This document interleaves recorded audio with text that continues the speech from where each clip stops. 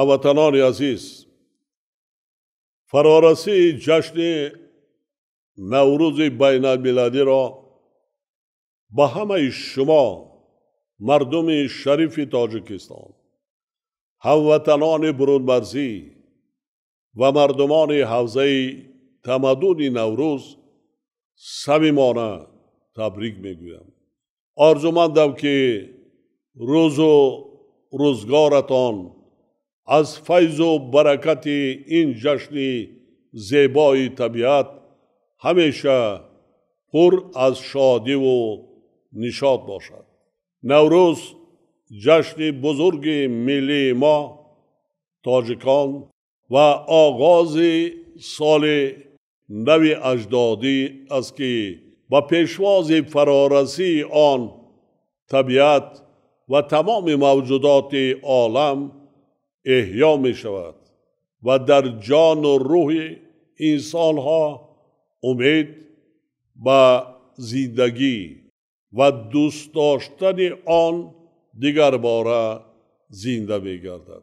یعنی نوروز ایام گذریش به فصل نوی زندگی، پیروزی گرمی بر سردی، جشن روشنی و نور، دوستی و محبت، شادی و خرسندی همگانی و شکفتن آرزوها می باشد.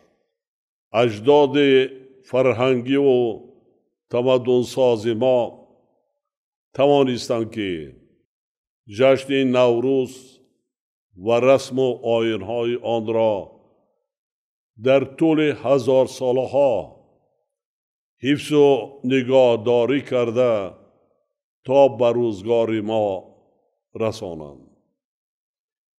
نوروز که ریشه های آن از سنت های فرهنگی نیاگان ما سرچشمه می گیرند، رمز احترام به طبیعت، ارزگذاری به ارزش های انسان دوستانه و قرابت و همدیگر فهمی میان خلق و ملت های گوناگون به شمار می رود.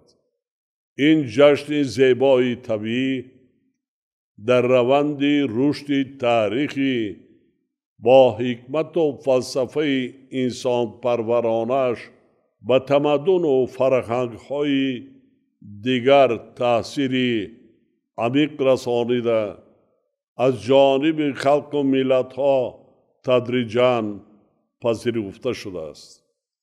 یکی از عامل های به جشن بین المللی تبدیل یافتن نوروز محض از همین عبارت است. باید گفت که محض عنصرهای نیک و پسندیده معنوی، فرهنگی و اجتماعی نوروز و هم آهنگی با طبیعت انسانها را به هم می آورد، متحد و متفق می سازند. مناسبت بین آنها و وضع روحی آنها را در حال اعتدال و آرامی و شادی و سرور نگاه می دارند. زیرا همه آیین‌های نوروزی دارای اهمیت انسان دوستانه، حکمت روزگار و تشویق حیات آرام و آسایشته اهل بشر می باشند. همدیاران ارجمند، تاجیکستان صاحب استقلال ما و مردم پاک نهاد و فرهنگ پرور آن میراثبر حقیقی این جشن عالمگیر اعتراف شدند. زیرا تمام سنت و آیین‌های انسان پرورانه نوروز محض در سرزمین اجدادی ما و در تمام قلمروی کشوری بیشت آسایمان پاک و به آلایش حفظ گردیدند. یعنی تاجیکستان محبوب ما واقعاً وطنی اصلی نوروز است. محض رسم و آیین‌های انسان پرورانه نوروز و دیگر جشن‌های آریایی از جمله سده، تیرگان و میرگان که در کشور ما از برکت شایب استقلالی احیا گردیدند، عامل پایداری و ماندگاری ارزش‌های ملی و فرهنگی و علمی و ادبی مردم آریایی تبار در صحیفه‌های تاریخ می باشد.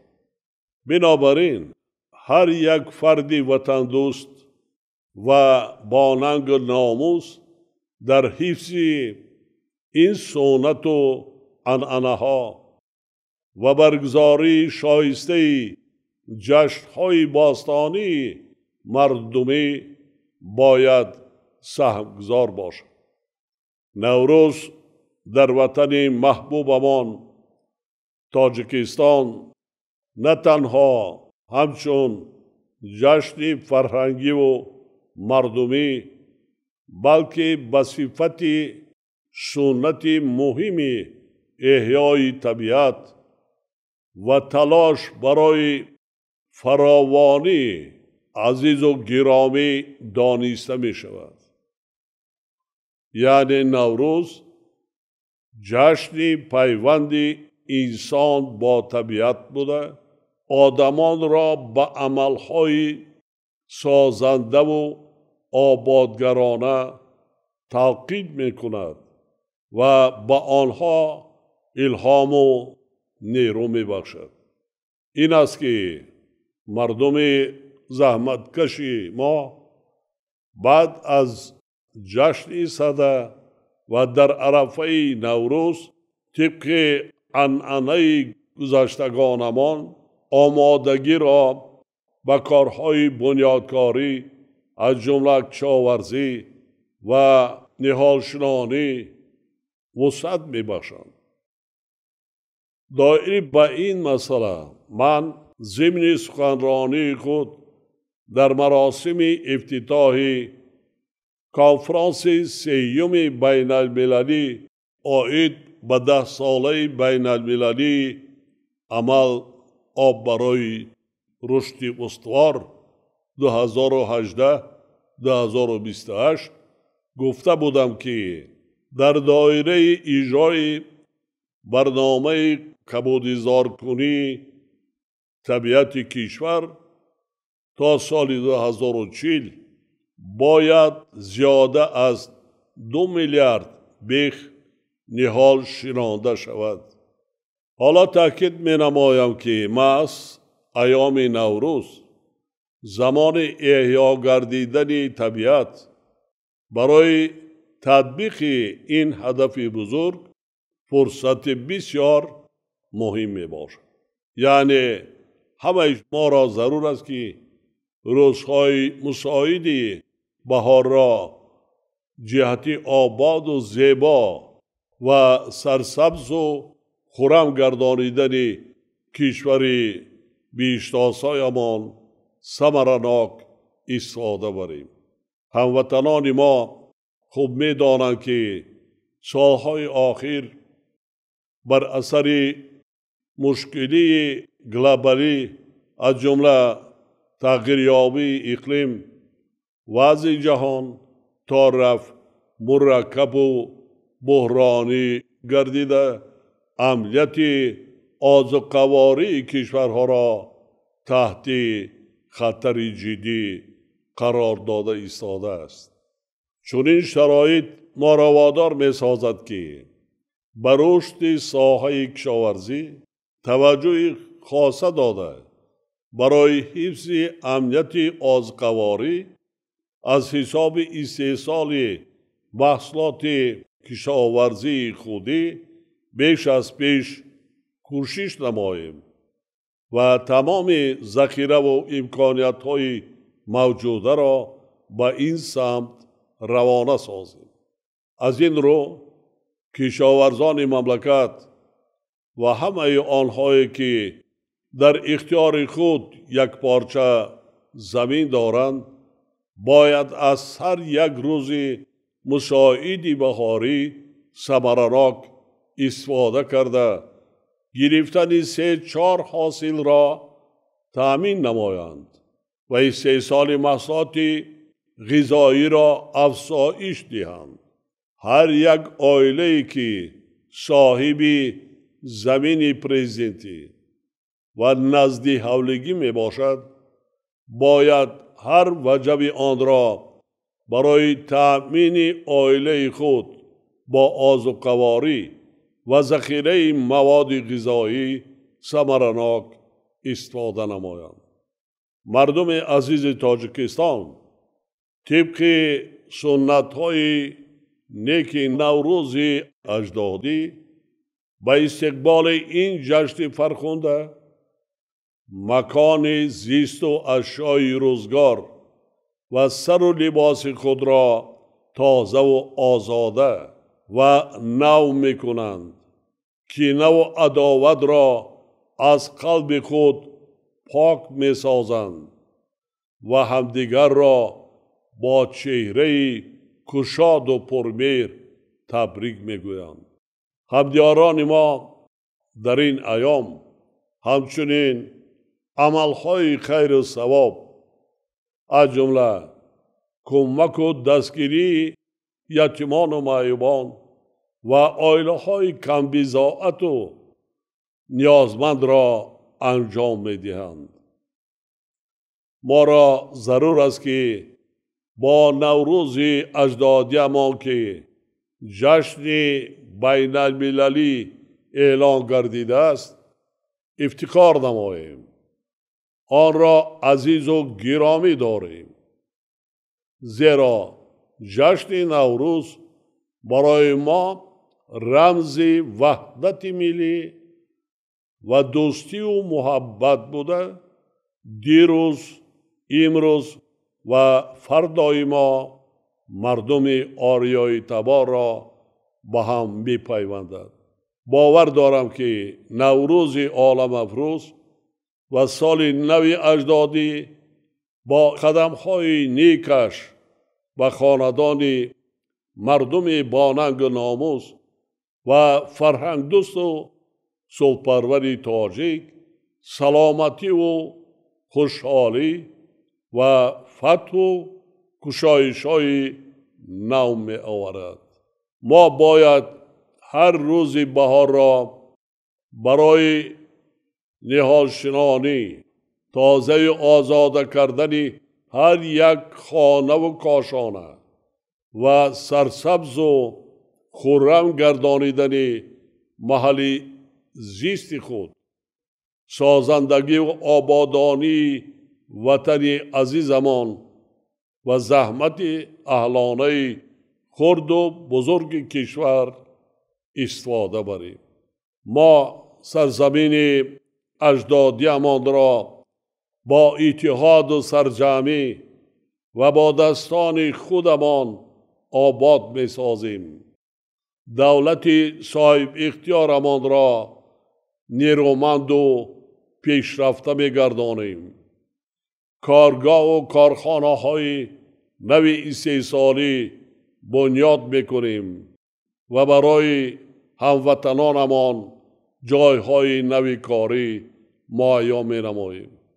هموطنان عزیز ما خوب می دانند که مردم ما همه گونه جشن و خرسندی خصوصا نوروز را با خانه تازه و آزاده، ظاهری زیبا و آراسته و باطنی پاک و به آلایش استقبال میگیرند.